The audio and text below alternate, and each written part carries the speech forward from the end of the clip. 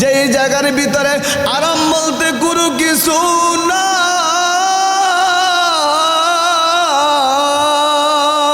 কষ্ট আর কষ্ট।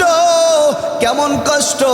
আল্লাহ পাক রব্বুল আলামিন অন্যত্র বলেন, ফাআম্মাল্লাযীনা কাফারু কুতিআত লাহুম সিয়াবুম মিন নার।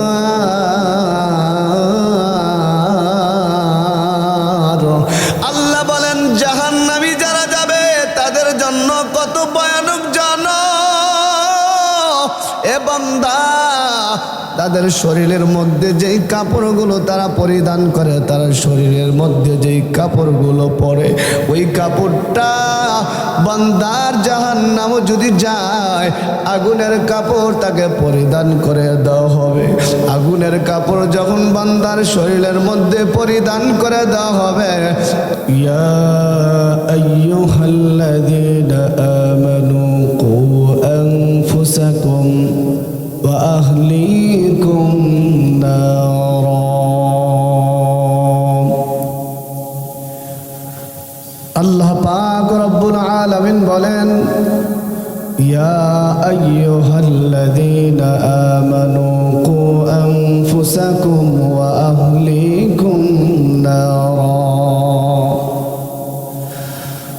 আল্লাহ পাক রব্বুল আলামিন বলেন, হে ঈমানদারগণ, জাহান্নামের আগুন থেকে নিজে বাঁচো এবং পরিবার পরিজনকে জাহান্নামের আগুন থেকে বাঁচাও। আমার আল্লাহ এই জায়গায় প্রথমে বলেন নাই পরিবার পরিজনকে জাহান্নামের আগুন থেকে বাঁচাও, আল্লাহ বলেন নিজে জাহান্নামের আগুন থেকে বাঁচো এবং পরিবার পরিজনকে জাহান্নামের আগুন থেকে বাঁচাও। এই কথার অর্থ কি? আল্লাহ বলেন, হে ঈমানদারগণ, নিজে জাহান্নাম থেকে আগুন, নিজে জাহান্নামের আগুন থেকে বাঁচো। অর্থাৎ একটা ফ্যামিলির ভিতরে 5 জন 10 জন 4 জন 6 জন এমন ফ্যামিলি মেম্বার থাকে। আল্লাহ পাক রব্বুল আলামিন বলেন, তাদের প্রতিনিধিত্বের জন্য 2 জনকে অভিভাবক হিসাবে আমি আল্লাহ নির্ধারণ করে রেখে দিয়েছি। বাবাকে আমি আল্লাহ কিছু আদেশ আমি আল্লাহ দান করলাম, মাকে আমি আল্লাহ কিছু আদেশ দান করলাম।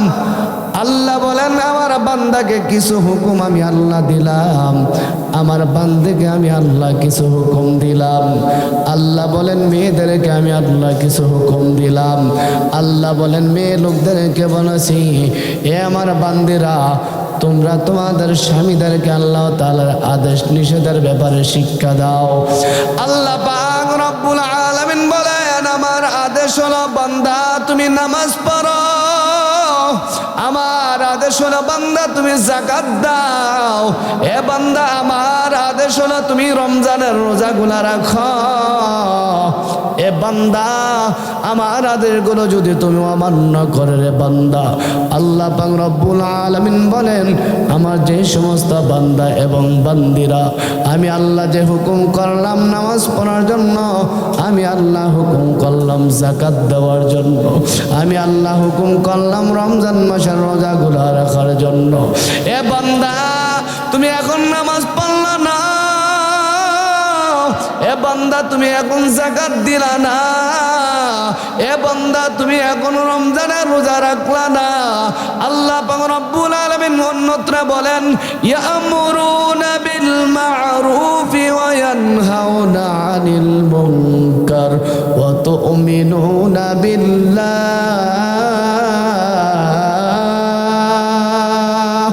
আল্লাহ বলেন, আমি আল্লাহ সৎ কাজের আদেশ করলাম। এ বান্দা সৎ কাজ বলতে তুমি কি বোঝো? বান্দা আমি বলেছিলাম নামাজ পড়ার জন্য, বান্দা তুমি নামাজ পড়লা না। আমি আল্লাহ বলেছিলাম যাকাত দেওয়ার জন্য, বান্দা তুই যাকাত দিলি না। এ বান্দা আমি আল্লাহ হুকুম করেছিলাম রমজানের রোজাগুলো রাখার জন্য, বান্দা তুই রমজানের রোজাগুলো রাখলি না। আল্লাহ বলেন, আমার যে সমস্ত বান্দা এবং বান্দি আমার নাফরমানি করে, সমস্ত বান্দা এবং বান্দি নাফরমানি করে তাদের জন্য যে স্থান আমি নির্ধারণ করে রেখে দিয়েছি তার নাম হলো জাহান্নাম, তার নাম হলো জাহান্নাম। আর জাহান্নাম এমন একটি জায়গা যেই জায়গার ভিতরে সুখ বলতে কোনো কিছু নাই, অশান্তি আর অশান্তির কারণ। আল্লাহ বলেন জাহান্নাম এমন একটি জায়গা যেই জায়গার ভিতরে সুখ বলতে কোনো কিছু নাই। জাহান্নাম এমন একটি ভয়াবহ জায়গা যেই জায়গার ভিতরে আপন বলতে কেউ হবে না। আল্লাহ বলেন বান্দা আমার হুকুম অমান্য করার কারণে ও বান্দা তুই নাফরমান হয়ে গেলি। নাফরমান বান্দাদের জন্য আমার আল্লাহ যে স্থান নির্ধারণ করে রেখেছেন তার নাম হলো জাহান্নাম। এই জাহান্নাম এমন একটি ভয়াবহ জায়গার নাম যেই জায়গার ভিতরে আরাম বলতে কোনো কিছু না,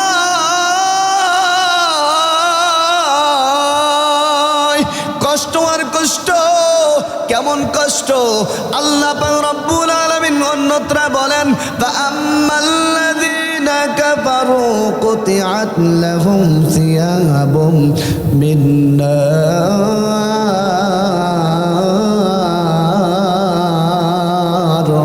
আল্লাহ বলেন জাহান্নামী যারা যাবে তাদের জন্য কত ভয়ানক জানো এ বান্দা। তাদের শরীরের মধ্যে যেই কাপড়গুলো তারা পরিধান করে, তারা শরীরের মধ্যে যেই কাপড়গুলো পরে ওই কাপড়টা বান্দার জাহান্নামে যদি যায় আগুনের কাপড় তাকে পরিধান করে দেওয়া হবে। আগুনের কাপড় যখন বান্দার শরীরের মধ্যে পরিধান করে দেওয়া হবে আল্লাহর বান্দা তখন পাগল হয়ে যাবে।